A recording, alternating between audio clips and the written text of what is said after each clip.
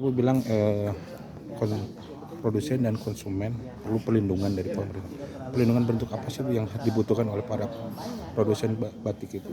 Ya, jadi kalau produsen ini sekarang kan tentunya mendapat, kita semua tahu Ya, adanya gempuran printing dari China dengan harga yang sangat murah yang tidak bisa bersaing dengan batik cap. ya, ya. Paling murah itu adalah batik cap. Di atas itu ada batik cap kombinasi tulis dan di atasnya lagi ada batik tulis ya. Itu semuanya dikatakan oleh batik. Batik adalah sebuah teknik yang menggunakan lilin malam panas sebagai alat perintah warna, di mana printing itu adalah sablon. Dan tidak masalah ada printing, tetapi tolong pemerintah juga membatasi lah impor printing itu yang datang dari Cina, karena itu sangat menggempur para produsen batik. Dan juga kalau misalnya lebih banyak printingnya ini, bagaimana kita bisa bersaing gitu. Dan belum tentu itu semua berlaku jujur bahwa ini printing, tapi mereka mengatakan ini adalah batik. Jadi kami juga butuh sosialisasi dari teman-teman media agar masyarakat tahu bahwa yang dikatakan batik adalah sebuah teknik. Motifnya boleh apa saja, boleh dari AI, boleh dari fraktal, boleh dari tradisi, boleh dari mana saja, tetapi tekniknya menggunakan lilin atau malam panas sebagai alat perintah warna. Dan kalau printing, katakanlah jujur bahwa ini printing, boleh dijual di pasaran, tapi ini printing, bukan batik, seperti itu. Dan janganlah biarkan itu impor dari China yang begitu banyak masuk ke Indonesia, sehingga belum lagi ditambah printing yang ada di Indonesia. Jadi untuk berlaku jujur tersebut harus ada regulasi, harus ada undang-undang, kebijakan, dan juga harus ada pengawasan dalam implementasi dari aturan tersebut. Sebenarnya sudah ada ya saat ini yang dikatakan batik mark. Batik mark itu sebuah labeling yang menandakan bahwa batik, kalau label gold itu adalah batik tulis, kalau silver itu kombinasi tulis dan cap. Katanya kalau label itu putih, tulisannya adalah batik cap. Tetapi bagaimana aturan ini bisa diimplementasikan, ada pengawalannya juga. Karena saat ini tidak semua produsen mengurus itu.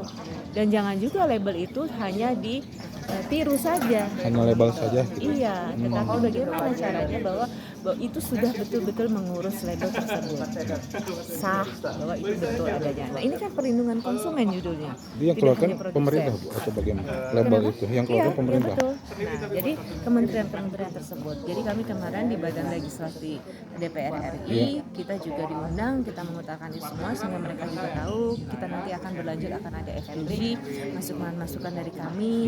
Tidak hanya batik tapi tekstil yang lain, semua permasalahan akan ditampung dan membuat sebuah undang-undang lah, sebuah kebijakan mendorong pemerintah untuk melindungi para produsen dan juga konsumen dalam hal membeli batik apabila belum memiliki pengetahuan batik. Karena tidak semuanya juga, banyak yang bertanya kepada kami, apa sih bedanya printing dengan batik?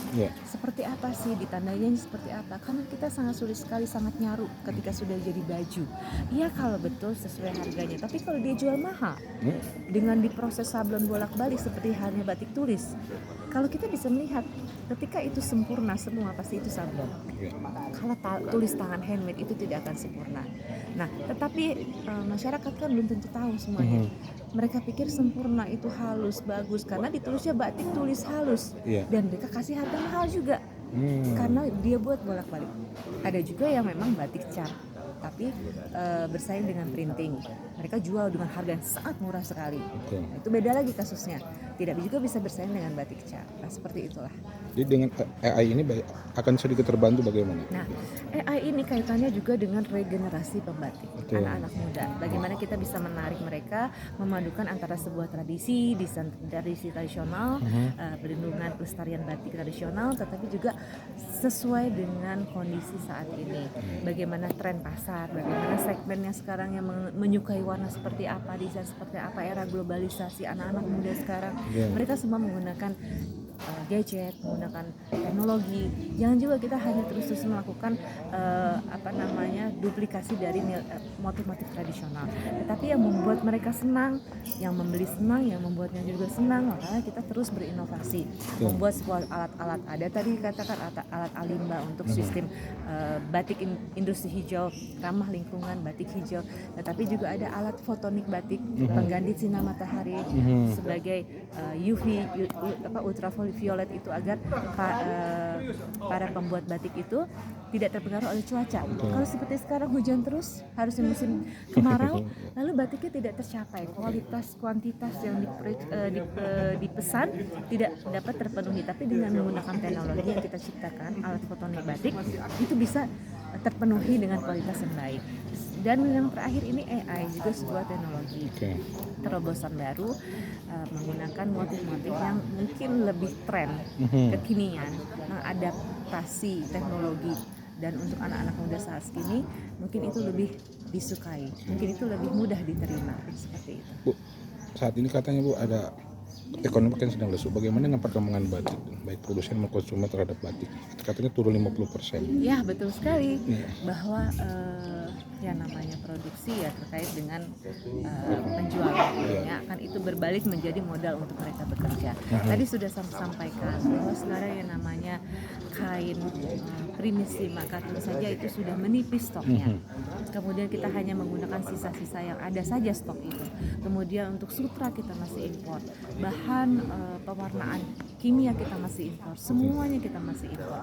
Tetapi daya beli saat ini juga memang mulai lesu dan berkurang jauh dibandingkan dulu, seperti itu. Jadi terutama para pembatik-pembatik, pengusaha batik juga sudah mengurangi para perajin-perajin batiknya. Akhirnya mereka alih profesi. Dan nanti apakah mereka mau untuk kembali lagi membatik ketika ekonomi mungkin sudah membaik, daya beli sudah membaik? Belum tentu. Dan ketika belum tentu, inilah menjadi masalah bagi kita regenerasi pembatik. Dan itu kaitannya lagi dengan UNESCO memberikan ketetapan bahwa batik sebagai warisan budaya dunia tak benda dari Indonesia mungkin bisa dicabut. Jangan sampai itu menjadi sebuah sejarah bahwa dulu Indonesia pernah mendapatkan ketetapan dari UNESCO bahwa batik sebagai warisan budaya dunia tak benda dari Indonesia. Karena sekarang sudah banyak yang namanya para ahli-ahli pembuat apapun yang merupakan tradisi seni budaya itu dibawa ke luar negeri untuk membuat katakanlah kriya, wastra di luar negeri, dan mereka diapresiasi dan mereka diberi gaji atau pendapatan yang lebih tinggi dari kita. Padahal itu sebenarnya adalah aset bangsa. Nah itu kan semua kaitannya tidak bisa kami secara individu, walaupun kami terus bergerak, tetapi butuh dukungan dari pemerintah. Jadi AI ini bagian dari untuk mencegah itu Bu ya, melusunya Bu. Salah satunya karena kita bisa menggandeng para generasi muda untuk menyukai, mau membuatnya, mau membelinya, dan ada sebuah daya tarik adaptasi antara tradisi dan budaya, tetapi juga dengan teknologi masa kini. Terima kasih Bu. Ya,